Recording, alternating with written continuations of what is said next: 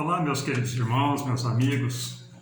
Diante do cenário político em que nós estamos vivendo, nós, como cristãos, devemos estar alerta para nós não perdermos o nosso foco. Tá certo que, como cristãos, nós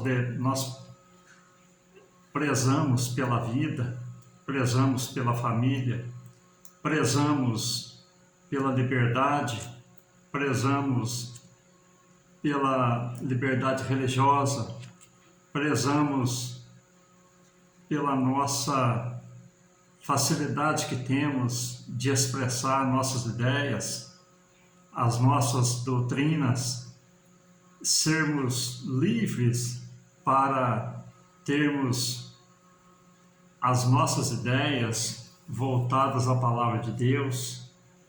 E o objetivo aqui, meus queridos irmãos, é um brado de alerta para que nós não venhamos ser pegos de surpresa. Muitos estão falando muitas coisas e esquecendo que, acima de tudo, tem um Deus que nós servimos, que nós cremos, que nós confiamos, um Deus zeloso, um Deus que tem todo o poder. E a nossa atitude como cristãos, nós devemos estar baseado na palavra de Deus. Paulo, escrevendo a Timóteo, no 1 Timóteo, no capítulo de número 2, versículo de 1 ao versículo de número 3, ele diz: Admoesto-te, pois, antes de tudo, que se façam deprecações, orações, intercessões e ação de graças por todos os homens, pelos reis e por todos os que estão em eminência, para que tenhamos uma vida quieta e sossegada em toda piedade e honestidade, porque isto é bom e agradável diante de Deus, nosso Salvador. Quando Paulo ele escreve a seu filho Timóteo, seu filho na fé, nós vemos que ele começa a dizer: olha, eu peço que vocês façam deprecações, quer dizer, que vocês façam um pedido de favor, um pedido de graça a quem? A Deus, pelos que estão em eminência, pelos reis, pelos governos. E a eminência quer dizer os superiores. E nós sabemos, meus queridos irmãos, que acima de tudo, nós temos sobre nós pessoas constituídas por Deus, com permissão de Deus. E nós vemos na palavra de Deus, desde o Gênesis, reis, nós vemos patriarcas, nós vemos pessoas que dominaram, até mesmo inimigos sendo levantados contra o povo de Deus, porque Deus permitiu, para que houvesse alguma correção, para que houvesse algum reparo nos erros que eles fizeram. E nós vemos, meus amados irmãos, que, acima de tudo, as autoridades terrestres são constituídas por Deus. Quando nós vemos uma eleição, quando nós vemos alguém disputando um cargo, se ele é eleito, é porque Deus o constituiu para estar naquele lugar, o colocou para estar naquele lugar. O Romanos 13, do 1 e o versículo 2, vem nos dizer: toda alma esteja sujeita a potestade superiores, porque não há potestade que não venham de Deus, e as potestades que há foram ordenadas por Deus. Por isso, quem resiste à potestade, resiste à ordenação de Deus, e os que resistem trarão sobre si mesmo a condenação. Então nós vemos aqui, meus queridos irmãos, que às vezes que pareça que não aceitamos os acontecimentos, mas acima de tudo, tem um Deus que tem o controle de tudo e está acima de todas as coisas. Nós entendemos, meus queridos irmãos, que Deus, Ele é poderoso em tudo. Ele é superior a tudo. Ele tem todo o poder. Se nós olharmos para a 2 Crônicas, no capítulo 20, versículo de número 6, vem dizer: E disse: Ah, Senhor Deus de nossos pais, porventura não és tu, Deus nos céus, pois tu és dominador sobre todos os reinos das gentes, e na tua mão há força e poder, e não há quem possa resistir? Diante de Deus, meus queridos irmãos, meus amigos, não há poderio superior ao nosso Deus. Em 1 Crônica mesmo, capítulo 29, versículo 11 e versículo 12, também nos diz: Tua é, Senhor, a magnificência e o poder, e a honra e a vitória, e a majestade, porque teu é tudo, quanto há nos céus e na terra. Teu é, Senhor, o reino, e tu te exaltaste sobre todos como chefe. E riquezas e glória vêm de diante de ti, e tu dominas sobre tudo, e na tua mão há força e poder, e na tua mão está o engrandecer e dar força a tudo. Então, diante dessas palavras, meus queridos irmãos, Deus, Ele está sobre todas as coisas. Deus, Ele está sobre tudo. Todo o poder está sob a vontade de Deus. Isso aí nós não temos dúvida. Como cristãos, devemos confiar no Deus em que nós servimos, porque em tudo, meus queridos irmãos, Ele tem um propósito definido. Se nós olharmos para a palavra de Deus também, nós vemos, meus queridos irmãos, que todas as profecias já se cumpriram. Só resta, meus queridos irmãos e meus amigos, a volta de Cristo, que para muitos parece que é um conto de fada, parece que é uma história que se já envelheceu e não se cumpriu, mas a palavra de Deus nos diz que 1000 anos para o Senhor é como se fosse um dia, e um dia para o Senhor é como se fosse um ano. Então nós vemos, meus queridos irmãos, que Deus, Ele é o dono do tempo. Nós somos apenas uma fração nessa eternidade em que nós vivemos, uma pequena fração, e assim é toda a humanidade. Todos nós morremos, nascemos e temos o nosso final já decretado, nós vamos partir dessa terra, nós não somos eternos, mas Deus, Ele é o Senhor da eternidade, desde o início até a eternidade que não tem fim. Ele tem o controle de todas as coisas e toda a humanidade está sob o seu domínio. E nós vemos aqui, meus queridos irmãos, que tudo que está acontecendo nos dias de hoje é um brado de alerta para a igreja se despertar quanto à volta iminente do Senhor Jesus, em que está muito perto do que quando aceitamos a Cristo como nosso suficiente Salvador. E nós entendemos também, meus queridos irmãos, que Deus, Ele tem a sua vontade permissiva. Se nós olharmos na palavra de Deus, quando João, ele recebe as cartas que foram escritas às igrejas da Ásia, no livro de Apocalipse, no capítulo 3, versículo 7 e o 8 vem nos dizer: E ao anjo da igreja que está em Filadélfia, escreve: Isso diz o que é santo, o que é verdadeiro, o que tem a chave de Davi, o que abre e ninguém fecha, e fecha e ninguém abre.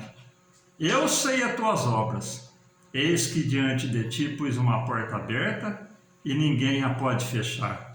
Tendo pouca força, guardaste a minha palavra e não negaste o meu nome.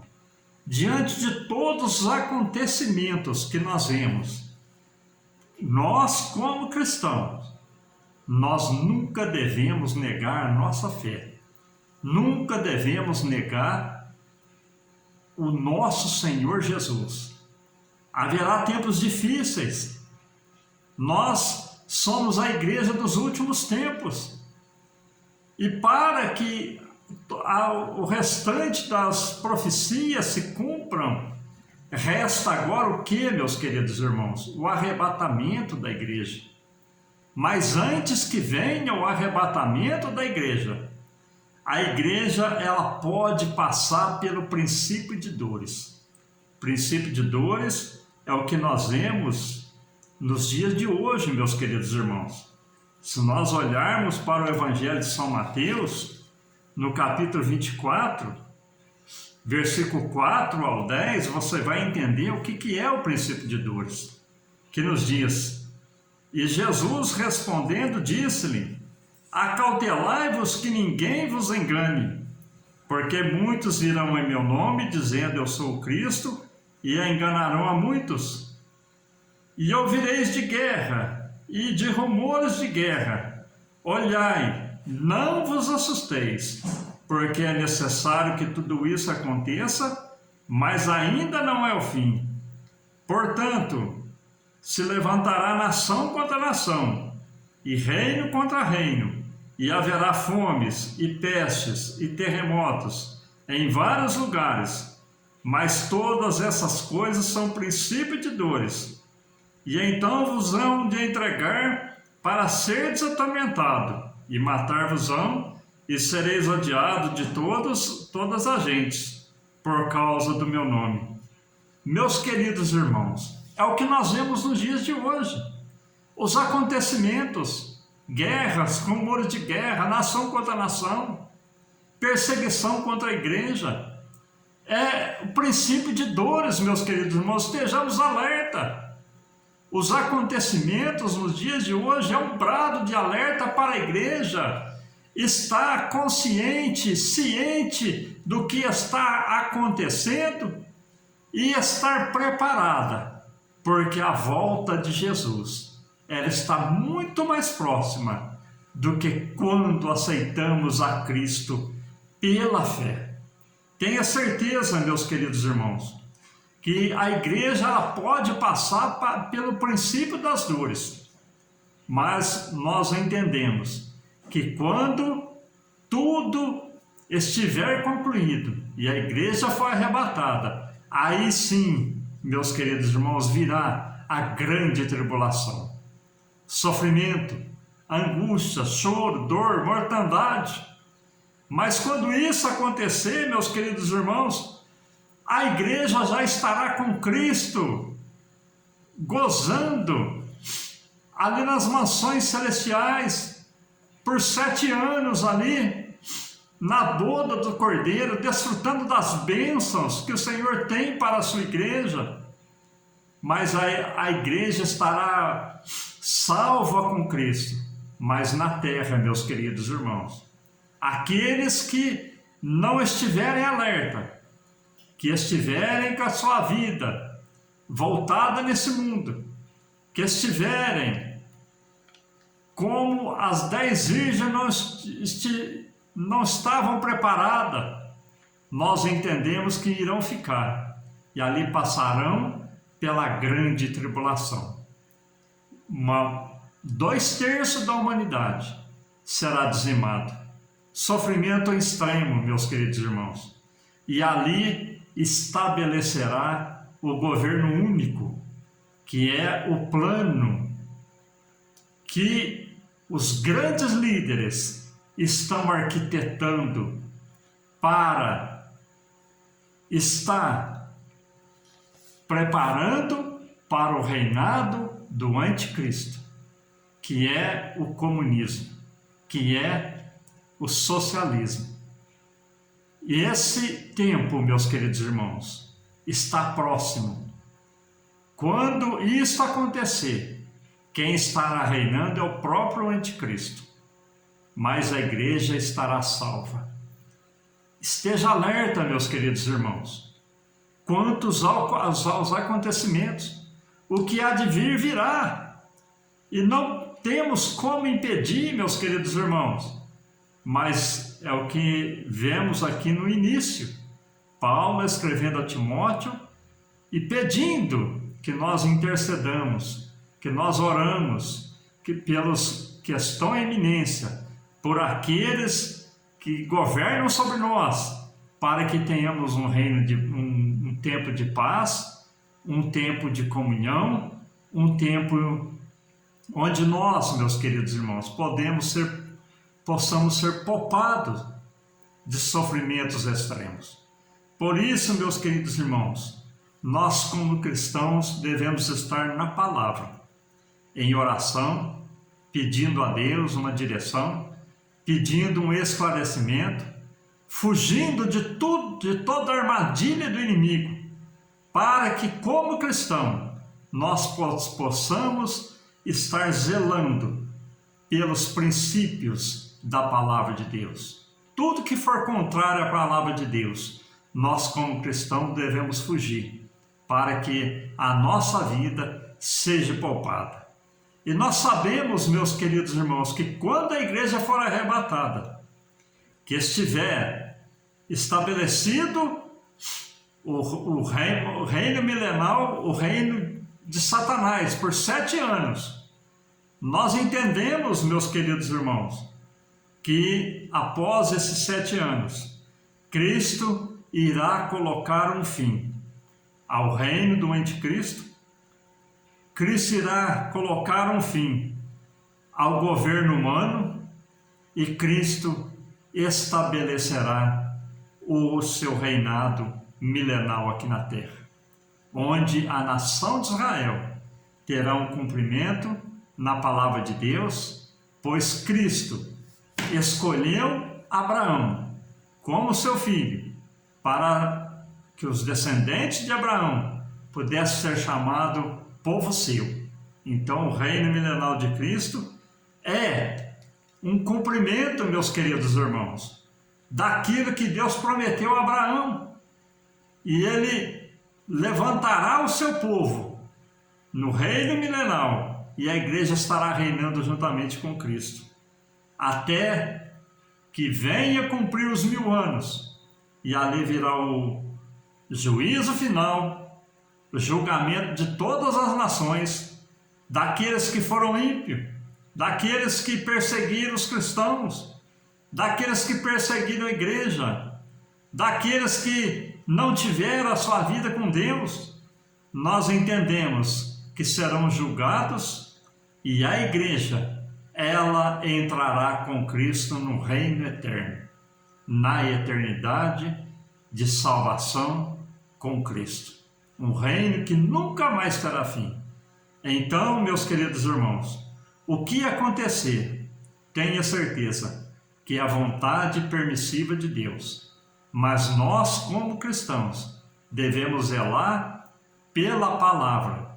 Tudo que estiver na palavra, nós possamos estar fazendo conforme a palavra, para que, através da palavra, nós possamos ter vitória, porque o próprio Jesus, ele disse: eu velo pela minha palavra para que ela se cumpra.